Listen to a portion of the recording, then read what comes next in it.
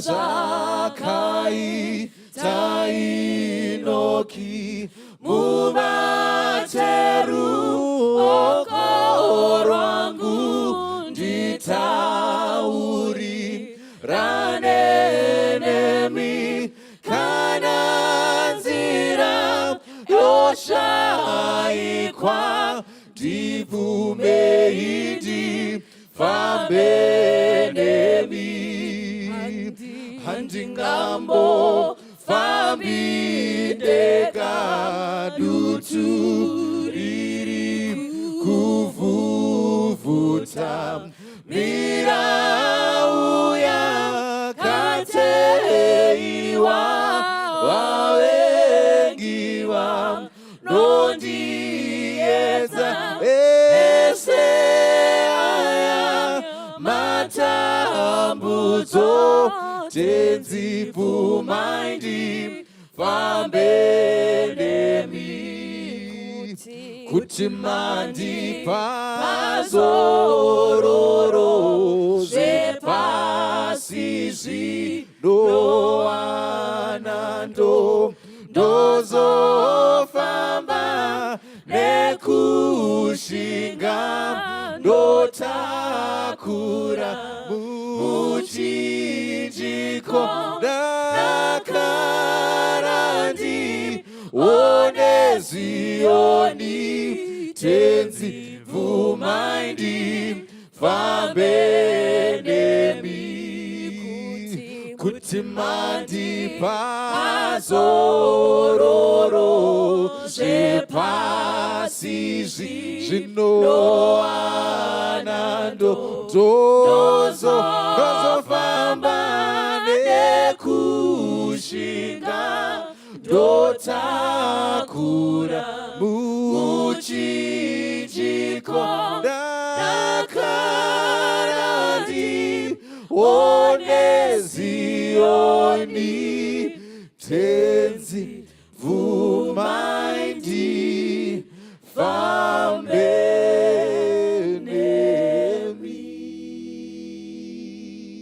Kasi Jesu ngikube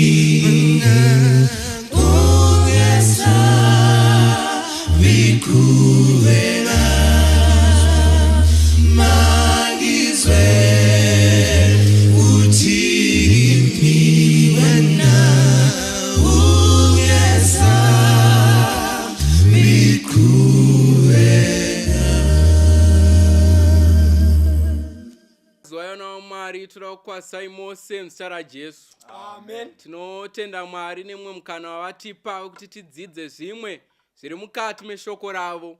musoro wedu wenyaya pazuva ranhasi uri kuti vari kuchemawo. Vari kuchemawo ndo musoro wedu wenyaya.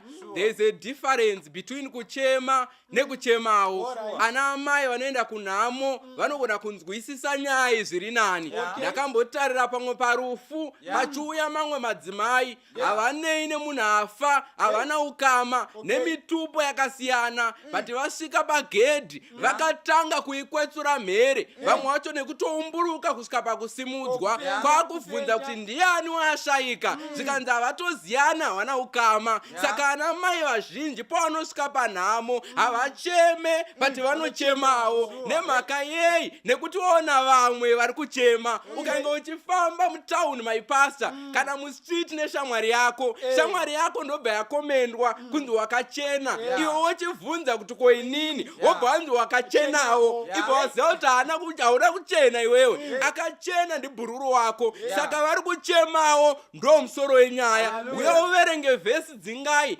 Numbers chapter 11, uchaverenga vhesi 4 to 7, wosvetukira pavhesi number 10, verenga vhesi ya 4. vhesi number 4. Zvino vatorwa vazhinji vakanga vari pakati pavo vakatanga kufa nenhomba yenyama, navana vaIsraeri vakachemavo, vakati, ndianiko uchatipe nyama kuti tidye? Vhesi iri ya 5. Tinorangarira hove dzatakadya paIgipita, tisingatengi namakake namamwiwa nemarikisi nehanyanisi negariki. Vhesi ya 6. Asi zvino mweya yedu yooma, hapane zvokudya chose, hapane chinhu chatinovona asi mana iyi bedzi.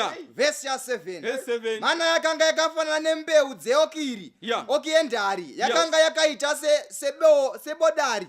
Vhesi ya 10. Zvino Mozisi wakanzwa vanhu vachichema padzimba dzavo dzose, mumwe nomumwe pamukova wetende rake. Jehovha akatsamwa kwazvo, naiye Mozisi wakasingafari kwazvo. Pavhesi 11. Mwari wekudenga akomborere kuverengwa kweshoko rake. Ngatinamatei. Baba vedu vari kumusoro kudenga, toda kutendai nemukana wamatipa tibatsirewo kududzira shoko renyu. Pakupedzesera tibve kunyika timirire zita renyu, tiponeswe sevana venyu muzita raJesu. Amen. Vari kuchemawo. Saka pamaverenga maipasta maIsraelites, nzvimbo yacho yakazopiwa zita rekuti Kibroth Hatava. Rangarirai vanga gara munyika yeIjipti vari nhapwa kwemakore anga asvika 400 years.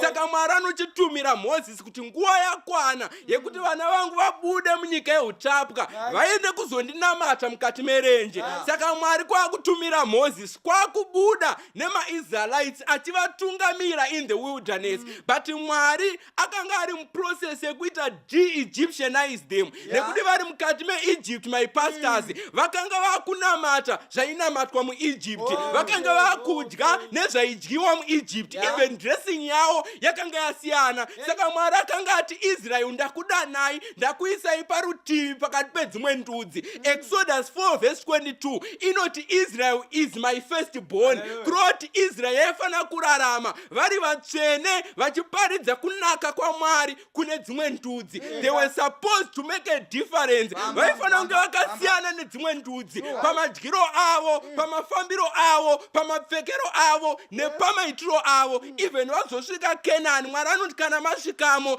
dzimwe ndudzi musadzikopa izvozvo dzadzinoita, but ndudzi idzi ngadzidzidze kubva kwamuri. Saka pavanopinda muwilderness Mwari anovapa mana. David achinyora anoti vakadya chingwa chakabikwa navatumwa kudenga. Maverenga vhesi maipasta rakutsanangura kunaka kwakanga kwakaita mana. And it was like coriander seed vakomana, yakanga yakanaka, and mana it sustained them. Mana iyi yandinotenda kuti inomirira Jesu pachake achivaudza kuti ndindo kusustainai vakomana. Rangarirai John 5 verse 35. Jesu anoti I am the bread of life. But patasvika apa manje pari kunzi vatorwa vakabuda nemaIsraelites mukati meEgypt, hanzi ndo vakabatwa nenhomba yenyama. Teererai chechi yaMwari, maIsraelites mana was okay, yakanga yakavanakira. It was good for them, nekuti Mwari aivapa zvakavanakira zvekuti kana zvirwere vaisafanira kubatwa nazvo, zvirwere zvaifanira kuafekta mahealth let the nation vaIsraelites vasingarware vatorwa vabvunza nemhaka yei kwakomana imi musingarware voti tinonamata Jehovha wekumusoro kudenga. Saka vhesi raisa pachena kuti vakafa nenhomba yenyama vatorwa vakanga vari pakati pavo mamwe maEgyptians avakanga vanawo nemaAmalekites nemaCanaanites akanga ari pakati pavo but maIsraelites aona vatorwa vachichema hanzi maIsraelites haana kuchema maipasta vakachemawo. In other words nhomba yakanga isina kuvaafecta because zvavaipiwa naMwari zvaivasustain but vakachema nekuti vaona vatorwa vari kuchema. Saka maIsraelites vachemawo kuchemera kufanana nedzimwe ndudzi. Moses haana kufara naMwari haana kufara because I expect kuti vave different. Vatorwa ndivo vaifanira kubatwa nenhomba kwete vana vaMwari but Israeri yakachemawo ende muri kuona panapo vari kumukira Mwari vakutodemba komana kuti tinoshuwa Egypt kuutapwa tinoshuwa kwataidya fishi dzatairaura muriver Nile tichidya garlic vakomana chikanzi hamuna zvekudya kwakutomukira Mwari nekunyepera Mwari chikafu chiripo but vari kuti hatina chaari kutipa maru kumukira Mwari kwamhando yekupedzesera vachemawo. Mwari akati don't worry ndichadhila nemi pakafiwa komana paKibroth Hatava chii chakauraisa kambi maIsraelites vakachemawo tisu Israeri ranhasi vakomana. 1 Peter 2 verse 9 na 10 inoti Mwari akakudanai kuti muwe rudzi rutsvene vakomana muparidze kunaka kwaiye. We are a holy nation. We are expected to be different. Nyika ichichema nesuwo hatifaniri kuchemawo but kambi chechi yaMwari muzuva ranhasi yakanganwa kuti takatsaurwa pakati pedzimwe ndudzi. Chechi yaMwari iri kuti vatorwa vachichema nevahedheni nevana vaMwari vari kuchemawo. Chokwadi. Saka ukaiverenga manje pana Peter wekutanga chapter 1 verse number 15 uchakuudza uchisvika ipapo munhu waMwari ndoida nepachirungu mbichana hanzi but as he which hath called you is holy so be holy in all manner of conversation. Zvikanzi uyo akakudanai iye mutsvene saka munofanira kuvawo mutsvene pamufambiro wenyu wose. Aregai ndimbotaura nevanhu vanhasi kuti padaiti yako uri tsvene here kana denga raingadzika uchidya Mwari ungaapprova here kuti chikafu chiri kudyiwa panapa hongu munhu ari kuitwa mutsvene nacho. Kungobvunza hangu kuti maBP namakenza auya nhasi imhaka yekuti Israeri yarasa kudya kwakataurwa naMwari. Makenza ndobva auya tachemawo padaiti ndobva tawana zvirwere. Zvingoti mafiza munogara muchidutira aya haazamuyo navana vaMwari kungochemawo zviri kuitwawo nenyika. Bhaibheri rabudisa pachena kuti uyo akatidana kuti tive vatsvene saiyewo mutsvene. Saka kadyiro kedu kakafanira kudya kakafanira kuva kari katsvene. Matafura edu akafanira kunge ari matsvene matafura edu. Ukaitarira the 3 Hebrew boys variko kuBhabhironi chakaita kuti vagone kumira vakagona kumira even padiet even pamoto waipfuta kwazvo even mugomba reshumba inyaya yekuti vakagona kugadzisa padiet yavo because diet yakanga yavabetsera kuti vagone kumira mukati menguva yakaoma. So muchaona munhu waMwari kana mukati menguva dzatararama diet ino zvainocontributa the spiritual life yemunhu waMwari. Ndosaka Mwari ari kuti imimi ndakakudanai kuti muve vatsvene pamuchadya kamudyiro kenyu kakavewo vatsvene. Uyezve diet inobetsera pakuti munhu angware munhu waMwari. Vanoongorora vanozviziva kuti pane zvimwe zvikafu zvausingafaniri kudya kana uda kuva munhu akangwara. Pazuva ataenda kuchikoro kune chimwe waitonzi chimborega kudya shuga munhu waMwari because inokukanganisa unokuloga brain dzako ukatadza kufunga zvakanaka kana zvichinge zvadzidziswa ugone kuzvibata zviri nani. Saka padiet vanhu vaMwari vari kuchemawo.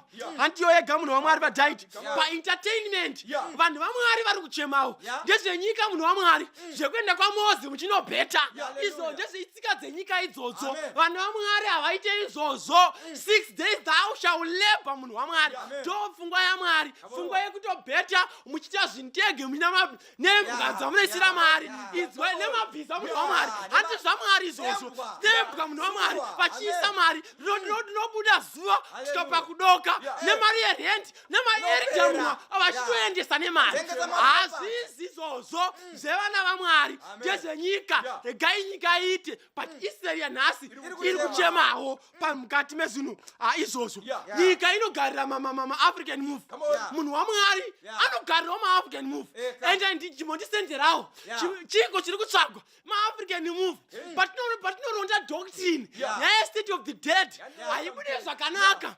makandei kuti munhu wamwari pfungwa dzavo dzakoraptwa tikamuti munhu akafa hana chaanoziva iye anenge achiti anoziva vari kuchemawo akamuka mhani mwana wake akamurera mwana amuka kaindi kuziva vana vamwari muri kuchemawo mukati mezuva ranhasi vanoona maaction vanhu vachirovana pfungwa dzinokoraptwa nevanhu vanorovana ndosaka muchiona kuchechi nguva mbichana pakangoteka problem anotanga kupeta maoko ati hamutizive zvakanaka inini ndinogona kudhila navo chii chavaita zvinhu zvavari kuswera vachiona uye vachigarira zvavakuwadza brain nyika iri kuona izvozvo ndezvenyika siyai zvakadaro but Israeri yanhasi iri kuchemawo mabhora munhu wamwari bhora notanga kuma10 dzeusiku munhu wamwari akavhura ziso so ziso rakavhurwa rakabuda so iwe sedembo rakabuda rakadai so akatarira bhora kusvika rapera but kungoti ingoronda giresi 1 vhesi ya1 zvayo pakungoti patinongoti god chete akutotsunga kutotsumwaira akuda kudonhera mberi so munhu wamwari muri kuchemawo munhu wamwari ndendimbotaura panyaya yedressing mani tikaipedza tisati nyaya yedressing vanoita zvakanaka kune vanhu vaakukwira mabhutsu bhutsu dzinoita kukwiriwa dzedziya munyana nakandichironda hadzisi bhutsu dzaana mai kunonzi 18th century vana mai vakapamba bhutsu dzaipfekwa nana baba idzi because mukaironda the 10th century ndopakatanga kupfekwa bhutsu idzi nethe Persia mapersia ndiyo akatanga kugadzira mahigh heels saka the Persia ndiyo yaari the modern day Iran ndiyo vakatanga nazo the 10th century saka vaigadzire mahigh heels akagadzira kuti varume vanokwira pamabhiza vakwanise kutsika zvakanaka tsoka isingabve ndo vakagadzirwa mahigh heels saka munguva yatifambei kumiddle east nekueurope vakabva vatora that bhutsu dzo dzinobva vadzimodernize ndo dzanga dzaipfekwa nevarume vakomana bhutsu idzi dzaipfekwa nevarume dzasi dzemadzimai 18th century ndobva vadzikwereta 19th century dzakutonzi ibhutsu dzanamai ukaone vakapfeka unonzi wapfeka bhutsu yanamai but ibhutsu dzakagadzirwa varume but mwari achisika munhu akasika tsoka yemunhu munhu wamwari yakanyatsogara paground yatsotsika kuti puka munhu wamwari wakatsika paground hanzi zvinobatsirei munhu wamwari listen to this one mfundisi dzingai hanzi tsoka ine 26 mabhonzo tsoka chete 26 mabhonzo ne33 majoints 100 mamuscles hanzi tsoka munhu wamwari asizoita motikari mwari akaigadzira ine mashock absorber haupo iwapo hanzi ine mashock absorber saka paunotsika kuti puka munhu wamwari mashock absorber anoita zvakanaka chimwe chinhu chainobetsera inokwanisa kudistributa pressure zvakanaka saka ndosaka mwari to the whole body ndosaka mhaka nei mwari akagadzira tsoka iri flat aizviziva iwe wakutsika nematozi uri kuchemawo munhu wamwari handi bhutsu yako haisi bhutsu yako iyi ukatoironda bhutsu iyoyo kwadzi yemunyori inotogwarisa bhutsu iyoyo haipfekwe nevana vamwari asi ukaiverenga pana John chapter 11 ka pa33 chisvika ipapo ichakuudza Jesu auya because lazarus hama yakenge yarara aifana kuzoimutsa zvanzi pa33 Mary akachema zvanzi nevajudha vakanga vauya naJesu vakachemawo saka inzwai munhu wamwari Jesu ndobva achemawo saka Jesu aichema vajudha vaichemawo inzwai munhu wamwari tsika yekuchemawo haitsika yamwari asi saka toita sei munhu wamwari zvakazarurwa chapter 18 ukaironda kubva pa4 kusvika pa5 inobuditsa pfungwa yacho napachena kuti kunyangwe nyika yose iri kuchema in fact kambi pavataura nyaya yeshangu kunotonzi nemumwe munyori vakadzi pavakatora shangu dzaipfekwa nevarume pfungwa yachona huru namuzinga yanga iri nyaya yema-equal rights. Saka nyika yese pairi kuchemera ma-equal rights, vakadzi vachichemera kuti vana baba mukati medzimba, nyika yese pairi kuchema. Mukadzi wechechi haafanire kuchemera ma-equal rights. Mukadzi wechechi akakwana anofanira kuzviziva kuti baba ndo musoro wemba, iye anosubmita kuna baba. Vanhu vakupfeka maminisketi, vari kuramba kupfeka sevana vaMwari. Ndiye Petro anotaura pachena kuti mukati menyika ino we are passengers and pilgrims. Hatine guta rinogara. Tinofanira kuziva kuti nyika ino nekunakidza kwayo, nekurwadza kwayo, nekushama kwayo, nekushaiwa patience kwayo, nyika ino inopfuura vana vaMwari.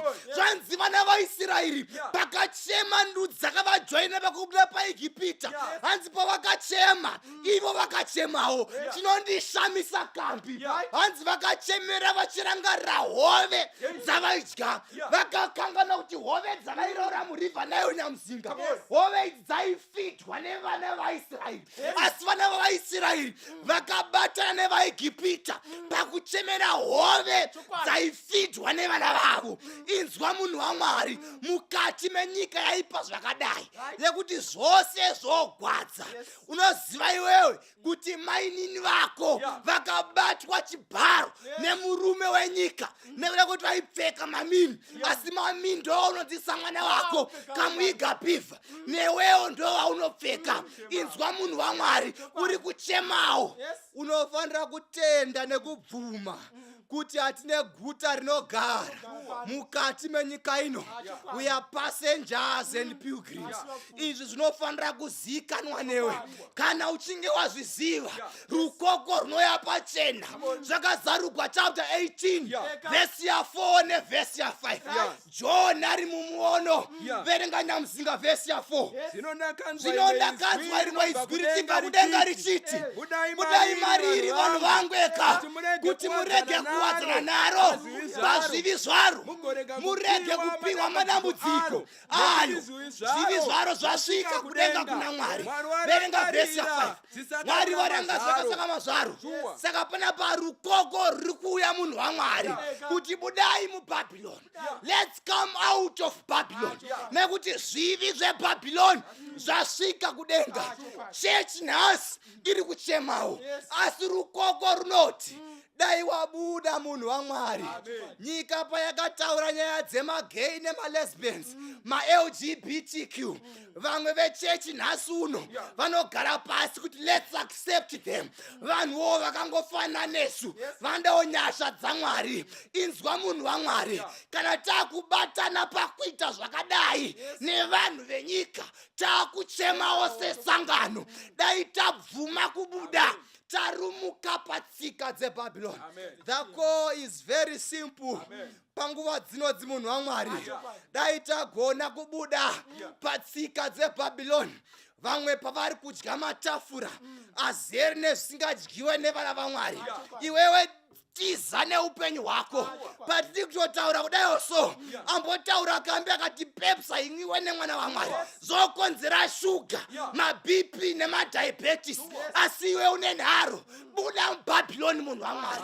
Buda pakusiyana netsika yekupfeka nhumbi dzisina kukwana. Unoziva kuti nyika ino haisina patience. Kana vachisona havasina patience. Inopera payakatangira yobva yatengeserwa yose mwana waMwari kuti pfeka. Buda muBhabhiloni. Unoziva kuti so mukati menyika tichikura matiri, nhasi uno vanhu havachabve kun'anga nemaprofita, asi iwo ndo kwaunoenda. Buda muBhabhiloni munhu waMwari. Maentertainment aunona kumba kwako nemhuri yako ine chekuita neruponeso rwevana vako here. Buda muBhabhiloni munhu waMwari. Mudzimai wako shamwari dzake dzaanotamba nadzo dzinomukwezvera kuruponeso here. Dai wabuda muBhabhiloni munhu waMwari. Unoziva kuti patiri kutaura kudai so, madzimai enyika haabveka kumakofi vanenge vachimwa makofi vanzi vanenge vachimwa makofi nemabhosi kumabasa ende vachienda kumachills vakachila nemabhosi nemudzimai waEuda musabata anenge ariko 3 days auye kumba anopinda pana 11 o'clock. The call is for you panguva dzino. Come out of Babylon.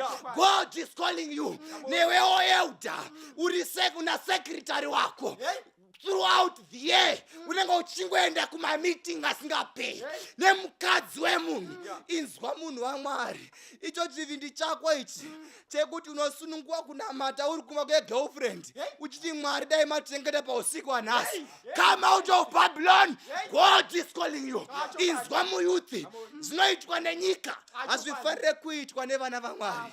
Dai Mwari atibatsira, dai Mwari akukomborera, dai Mwari akutungamirira. The call is very simple. Nyika pairi kuchemawo nezvo vari kuchema nazvo iwewe semwana waMwari dai wabvuma kubuda tiza nekuda kweupenyu hwako kwakanga kwagadzirwa maguta eutiziro kwaIsraeri. Nhasi uno munhu waMwari tiri kudedzera guta reutiziro rinova dombo remakore, dombo rinova Kristu Jesu. Come out of Babylon. God is calling you. Nekuti zvivi zveBabylon Mwari vari kuzvirangarira. Is very soon going to judge this world. Paatanga achitonga newewo haufanire kutongwa urimo nekuti unozviziva iwewe kuti tiri vafambi nevapfuri mukati menyika ino. Nyika painochema vana vaMwari havafanire kuchema. Vanofanira kuti nyika painenge ichichema vanenge vachirangarira kuti idi muponesa apedyo. Tauti tike panguva yekunamata panguva dzino tinamate newe mudikani unoti Mwari tibatsireiwo ini nemhuri yangu ini nesangano rekwangu ini nevemunharaunda mangu dai matibatsira Mwari tabuda mukati meguta reBhabhiloni. Tinamatei Euda. Ngatinamatei. Baba vedu ari kumusoro kudenga toda kutendai nemukana wamatipa ichokwadi Mwari pamwe pacho tatiri kuchemawo senyika tiregerereiwo. Tadzidza paIsraeri yekare chakavaurayisa kuchemawo pamwe chete nevatorwa. Nesuwo tikasatendeuka zvamazviro kwazvo tichichemawo nenyika mukuita zvakaipa tichafa pekupedzesera. Apo matidana kuruponeso, the last call to come out of Babylon, we cry and we plead for the power of the Holy Spirit inogona kutibatsira kubuda mudressing yenyika, kubuda mumadyiro nemafekero matauriro nemafambiro enyika. Pakupedzesera tigadzirire kuya kwenyu kwaswedera tiwanike takamira munzvimbo dzedu nekusatya muzita raJesu. Amen. Amen. Pamchinjiko pane upenyu Jesu atimvitarise pasine pfuma ngezvenhando pamberi ndoona zvakanaka mune upenyu mukutarisa muchinjikwa upenyu wakanaka kutarisa Kalvari apo ndakamutarisa Jesu iye akanyemwerera kuti ndava mumatambudzo muchinjiko unondisimbisa mune upenyu mukutarisa muchinjiko Kristu upenyu wakanaka kutarisa Kalvari ndinozotarisa mchinjiko ndosimbira muchinjiko hakuna anozoputika anosimbira simba redenga mune upenyu mukutarisa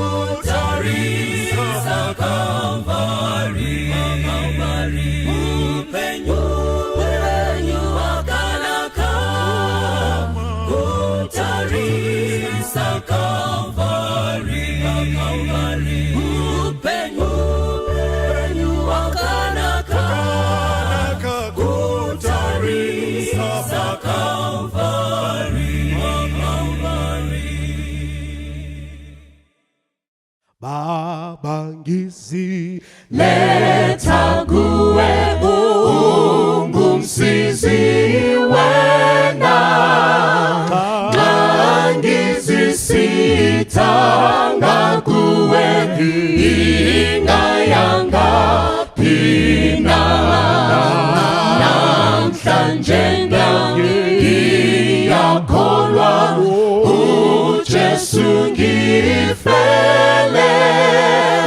Watita igazi lake ukungikhulula Iyakolwa ndodaneni engiphamandlayo Konke ukweswela kwami ugcwaliswa iyo Ngalisiwa ukholwa kwangivusa amehlo Mangamukeli isipho sami ngiphiliswe ngaso Namhlanje nami ngiyakholwa Jesu ngifele Wachitha igazi lakhe ukungikhulula Namhlanje nami ngiyakholwa Jesu ngifele Wachitha igazi lakhe ukungikhulula